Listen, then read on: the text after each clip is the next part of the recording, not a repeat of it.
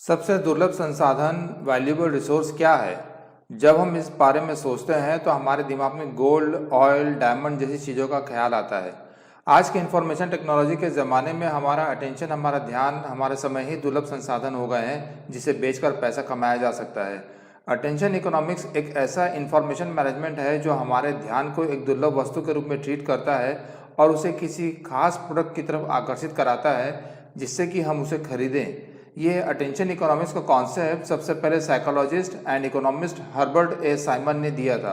उन्होंने मार्केटिंग के संदर्भ में कहा कि जब बहुत ज़्यादा इन्फॉर्मेशन लोगों के पास होती है तो उस इन्फॉर्मेशन को कंज्यूम करने वाली जो चीज़ है उसकी कमी हो जाती है, और वो चीज़ है हमारा ध्यान, हमारा अटेंशन, क्योंकि इन्फॉर्मेशन आपके अटेंशन को कंज्यूम करती है।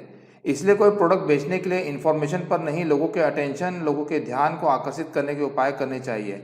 और तभी लेखक थॉमस डेवनपोर्ट एंड माइकल गोल्डहेबर ने attention economy and economics of attention जैसे शब्दों का उपयोग कर उसके बारे में लिखा। हर पल हमारे सामने इतनी अनगिनत जानकारियां सोशल मीडिया एवं न्यूज़ मीडिया द्वारा परोस दी जाती हैं कि हम किसी एक मीडिया पर निर्भर ही नहीं करते, भरोसा ही नहीं करते। इसी बात का फ़ायदा सोशल मीडिया वाले उठाते हैं और अपने यूज़र इंटरफेस को ऐसे डिज़ाइन करते हैं ताकि हम ज़्यादा से ज़्यादा समय उनके पेज पर व्यतीत करें, जिससे कि वो हमारी रुचि के बारे में जानकारी इकट्ठा करें और उसे एडवर्टाइज़र को बेच दें।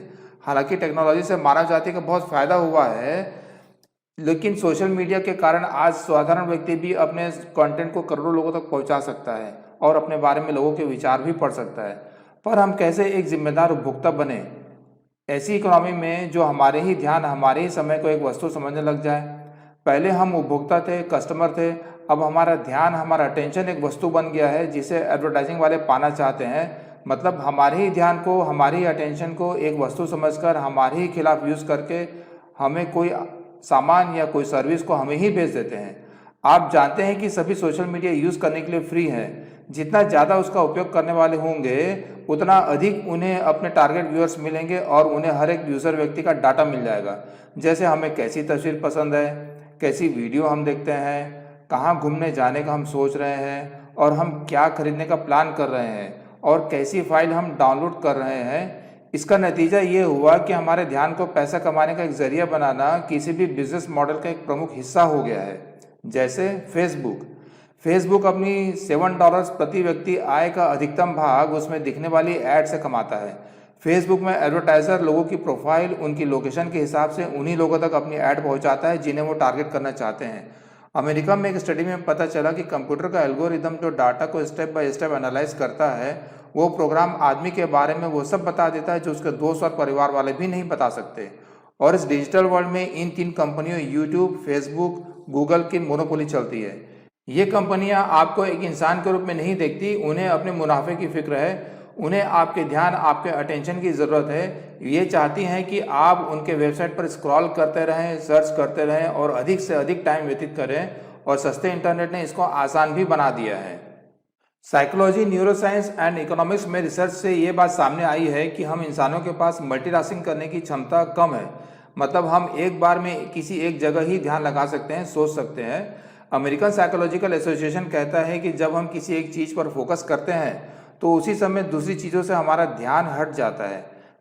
जैसे अभी आप ये वीडियो देख रहे हैं तो आपका फोकस अपने दूसरे कामों से हट गया है जो आपको करना था।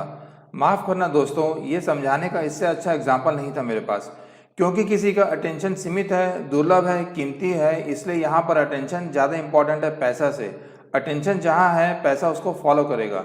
हम इंटरनेट पर कुछ काम से जाते हैं, जब हमारा काम हो जाता है तो हम इंटरनेट से बाहर आना चाहते हैं, पर सोशल मीडिया हमें ज़्यादा देर तक रोक कर रख लेता है, हमें संबंधित जानकारियाँ देकर हमें बिजी कर देता है और हमारा फोकस हमारे काम से हट जाता है।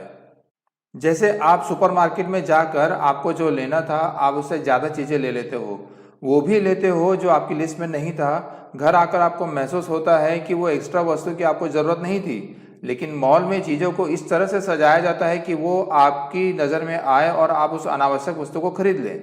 उसी तरह हम फेसबुक में अनावश्यक फ्रेंड्स बना लेते हैं, इंस्टाग्राम में अनावश्यक लोगों को फॉलो करते हैं, यूट्यूब में सब्सक्राइब करते हैं, और इस तरह सोशल मीडिया हमें ज़्यादा देर तक अपने प्लेटफॉर्म पर रोक लेता है और फिर हमें टारगेट करके ऐड भेजता है।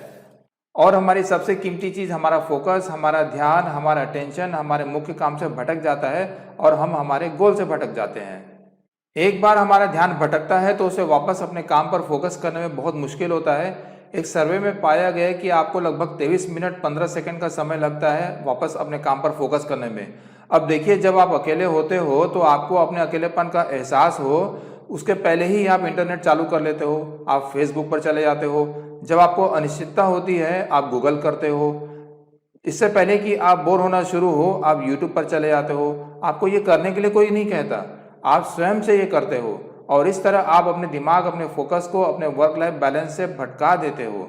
क्योंकि हमारा ध्यान भटकता रहता है, इसलिए सोशल मीडिया वाले ऐसी स्ट्रेटेजी बनाते हैं जैसे कि हमें आदत लगाने वाले यूज़र इंटरफेस, सोशल मीडिया के इन्फ्लुएंसर्स जो किसी प्रोडक्ट को प्रमोट करते हैं जिससे कि वो प्रोडक्ट को हम खरीदें। जब हम सोशल मीडिया में या टीवी में आने वाले किसी ऐड को देखकर उन्हें क्लिक करते हैं तो हमें यह आभास होना चाहिए कि वो ऐड हमें टारगेट करके दिखाया जा रहा है। जब हम उसे क्लिक करते हैं तो हम उनके डाटा इकट्ठा करने की तकनीक को और पावरफुल कर रहे हैं और उनके लिए कमाई का एक जरिया बन रहे हैं। अगर कोई फेमस सेलिब्रिटी वेट लूज करने वाले प्रोडक्ट को प्रमोट करता है और उस ऐड पर हम क्लिक करेंगे तो उस क्लिक के कारण हमारे बारे में और डाटा इकट्ठा हो जाएगा। सॉफ्टवेयर प्रोग्राम इस बात को नोट कर लेता है और इस जानकारी को वो अन्य सोशल मीडिया को ट्रांसफ़र कर देता है और हमें टारगेट करके वजन कम करने वाले प्रोडक्ट के ऐड दिखने शुरू हो जाएंगे। इससे संबंधित और भी प्रोडक्ट जैसे हेल्थ सप्लीमेंट, एक्सरसाइज करने के इक्विपमेंट के ऐड भी हमारे इंटरनेट पेज पर आने शुरू हो जाएंगे। आप सोचेंगे कि कैसे मेरे दिमाग में जो चल रहा है उससे रिलेटेड ऐड दिख रहे हैं। जब आप उस ऐड को क्लिक करते हैं तो हो सकता है आप उस प्रोडक्ट को खरीद लें। आपको उसकी वाकई ज़रूरत नहीं होगी, तब भी उसे खरीदने के लिए आप उकसाए जाते हैं। यह है अटेंशन इकोनॉमी की ताकत। सोशल मीडिया में इन्फ्लुएंसर्स जिनके लाखों करोड़ों फॉलोअर्स हैं वो किसी भी प्रोडक्ट या सर्विस की बिक्री को बढ़ा या कम कर सकते हैं। जैसे सॉकर प्लेयर रोनाल्डो के 25 करोड़ फॉलोअर्स हैं जो किसी देश की जनसंख्या से भी ज़्यादा हैं। रोनाल्डो ने एक प्रेस कॉन्फ्रेंस में एक कोक की बोतल को अपने सामने से हटाकर पानी पीने को प्रमोट किया तो कोक की शेयर वैल्यू तुरंत करोड़ों डॉलर से गिर गई। इन्फ्लुएंसर्स का पावर इतना होता है। 90% मार्केटिंग वाले ये कहते हैं कि इन्फ्लुएंसर मार्केटिंग स्ट्रेटेजी के लिए इंस्टाग्राम किसी भी अन्य सोशल मीडिया से सबसे ज़्यादा इंपॉर्टेंट है और ऐसा अनुमान है कि 2021 में इंस्टाग्राम में इन्फ्लुएंसर मार्केटिंग का बिजनेस 2 लाख करोड़ रुपए का हो जाएगा। दरअसल इस अटेंशन इकोनॉमी के प्रोडक्ट भी हम ही हैं और कंज्यूमर भी हम हैं, पर इस साइकिल को हम कैसे ब्रेक करें? इस इंफॉर्मेशन एज के अपने फ़ायदे हैं और इसमें हम मीडिया कंपनी की नज़रों से बच भी नहीं सकते, वो हमारा पीछा करते रहेंगे। ऐसे कई प्रोडक्ट हम खरीद लेते हैं जो कि सिर्फ इन ऐड के द्वारा हमारी जानकारी में आए पर इनसे हमें कोई फ़ायदा नहीं हुआ। इसलिए एक ग्राहक के रूप में हमें और सतर्क और होशियार रहना होगा ताकि इन एड्स और उनकी स्कीम के प्रभाव में हम न आए जो हमेशा हमारे ध्यान को भटकाकर प्रोडक्ट बेचने की फिराक में रहते हैं। और इसका सबसे आसान तरीका है कि इनके किसी भी मार्केटिंग स्कीम के चक्कर में ना पड़े। टारगेटेड एडवर्टाइजमेंट्स या इन्फ्लुएंसर मार्केटिंग स्कीम्स तभी काम करते हैं जब हम एज ए कस्टमर उन्हें अलाउ करते हैं। तो इंटरनेट सर्फिंग में या सोशल मीडिया में कम समय देने से हमारे डाटा सुरक्षित रहेंगे ऐसा नहीं है, बल्कि अगर उन ऐड को कभी भी क्लिक ना करें और हम ये सुनिश्चित करें कि कौन से सोर्स से हमें जानकारी लेनी है तो फिर हमारा यानी कंज्यूमर का पलड़ा भारी होगा। अब चूंकि टेक्नोलॉजी हमारी सबकी ज़िंदगी का हिस्सा है तो हम इस अटेंशन इकोनॉमी से बच नहीं सकते, लेकिन क्या टेक्नोलॉजी के पास वो पावर है जो वो हमारे बारे में डिसीजन ले सके?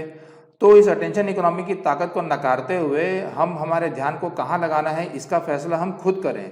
तो अगली बार सोशल मीडिया में कोई ऐड या यूट्यूब द्वारा सुझाए गए वीडियो या इंस्टाग्राम में किसी पोस्ट को क्लिक करने की बजाय हम खुद ये तय करें कि हमें क्या देखना है, कहाँ हमारा समय देना है, और इस तरह हम इस साइकिल को ब्रेक कर सकते हैं, खुद को अटेंशन इकोनॉमी की एक वस्तु बनाने से बचा सकते हैं। तो दोस्तों, जब हम ये ध्यान देंगे कि हमें क्या देखना है और सिर्फ उसे ही देखें तो हम खुद को ज़्यादा नॉलेज वाले और समझदार साबित कर सकते हैं। Thank you friends and take care.